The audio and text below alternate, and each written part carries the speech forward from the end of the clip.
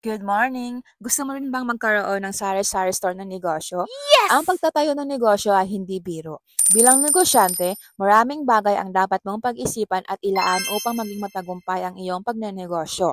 Narito ang mga bagay na dapat mong gawin kung nais mong magnegosyo. Una, suriin ang iyong sarili. Ikaw bilang negosyante, alam mo ba kung ano ang klaseng negosyo ang nais mong itayo? At ito ngang sari-sari store ang aking pinili.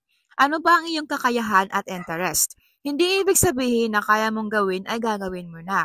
Kailangan mong gawin ang mga bagay na mahal mo at alam mong doon ka mahusay upang hindi ka magkamali.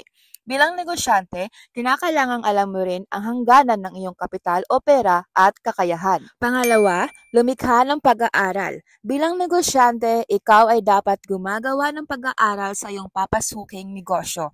Maaari kang gumamit ng internet, mag-survey sa mga tao sa paligid upang malaman mo kung ano ang iyong nais na negosyo ay magiging patok sa mga mamimili. Pangatlo, gumawa ng plano sa iyong negosyo. Isang dokumento ang maaaring makatulong sa iyo sa pagpaplano ng iyong negosyo. Ang tawag dito ay business plan. Ang dokumentong ito ay nagsasaad ng kumpletong plano, estratehiya, disenyo, operasyon at mga tao sa likod ng iyong itatayong negosyo. Kasama rin dito ang iyong mga nakikitang mga gagastusin at kikitain ng iyong planong pagnegosyo. Dapat handa ka sa mga magaganda at hindi magagandang bagay na pwedeng mangyari kapag ikaw ay magtatayo ng iyong sariling negosyo. Nasa sayo ba ang mga katangian ng isang magaling na negosyante?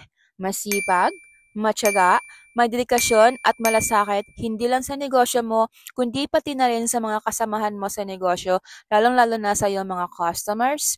Dapat tuloy-tuloy ang pagpapahusay mo ng iyong serbisyo at produkto. Dapat may diskarte at nagpaplanong mabuti. Kapag may plinano, dapat sundan mo ito ng aksyon. Dapat inaalagaan ang kredibilidad, marunong tumupad sa usapan at mapagkakakitiwalaan. Kapag nasayo ang mga katangiang ito, masasabi mo na pang-negosyo ka. Kaya ano pang inaantay mo? Magpaplano na sa iyong negosyo at simulan mo na.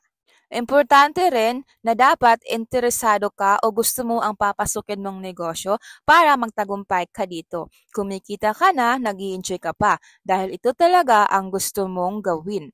Yun lang po ang aking video for today. Thank you for watching!